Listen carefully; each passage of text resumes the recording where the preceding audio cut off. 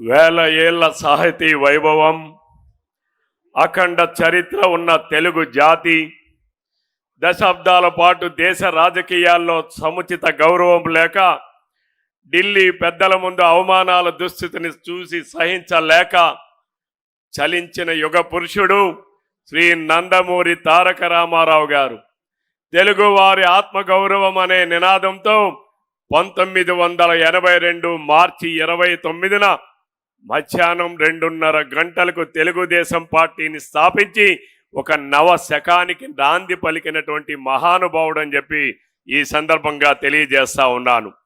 తెలుగు జాతి చరిత్రలో కొన్ని పేర్లు కాలం చెరపలేవు, కొన్ని వ్యక్తిత్వాలు తరాలు మరిచిపోలేవు. కొంతమంది మహానుభావులు భౌతికంగా దూరమైన ప్రజల గుండెల్లో శాశ్వతంగా బ్రతుకుతారు. అలాంటి మహానేత, తెలుగు జాతి ఆత్మగౌరవానికి ప్రతీక, పేద ప్రజల ఆశా కిరణం, తెలుగువారి గుండెల్లో స్థిరస్థాయిగా నిలిచిపోయిన మహా మనిషి స్వర్గీయ నందమూరి తారక రామారావు గారు అని చెప్పి తెలియజేస్తా ఉన్నాను. ఎన్టీఆర్ గారంటే ఒక వ్యక్తి కాదు, ఒక శక్తి, ఒక చరిత్ర, ఒక యుగం. తెలుగువాడిని మదరాసి అని అవమానిస్తుంటే ఆ రోజుల్లో తెలుగు జాతికి ఢిల్లీలో గౌరవం లేని రోజుల్లో తెలుగువాడు తల దించకూడదని గర్జించిన సింహంలా గర్జించినటువంటి వ్యక్తి స్వర్గీయ ఎన్టీఆర్ గారు అని చెప్పి సందర్భంగా తెలియజేస్తున్నాను.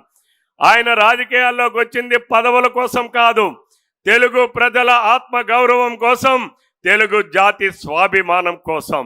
తెలుగువాడి రక్తంలోనే స్వాభిమానం ఉంది.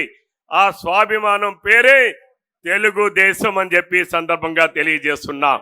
చైతన్య రథంపై ప్రజల్లోకి వెళ్ళి సింహగర్జన చేస్తూ తెలుగు జాతిలో స్వయం ప్రతిపత్తిని, స్వాభిమాన కాంక్షలను రగిలించినటువంటి నాయకుడు ఎన్టీఆర్ గారు అని చెప్పి సందర్భంగా తెలియజేస్తున్నా.